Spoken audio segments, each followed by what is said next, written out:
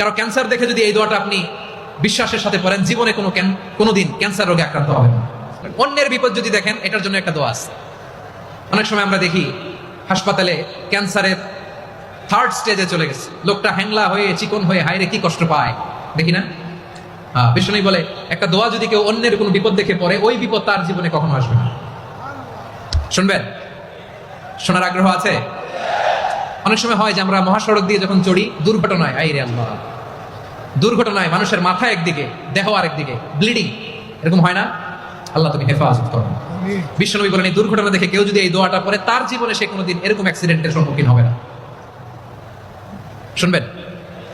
বিশ্বনবী বলেন অন্যের বিপদ দেখে কেউ যদি পড়ে, আলহামদুলিল্লাহিল্লাযী আফানি মিম্মা বাতালাকা বিহি ওয়া ফাদ্দালানি আলা কাসীরিম মিম্মান খালাকা তাফদীলা, মানে প্রশংসা সে আল্লাহর, যে আল্লাহ তাআলা তোমাকে যেই জিনিস দিয়ে পরীক্ষা করেছে, আমাকে ওইটা থেকে বাঁচিয়ে দিয়েছে।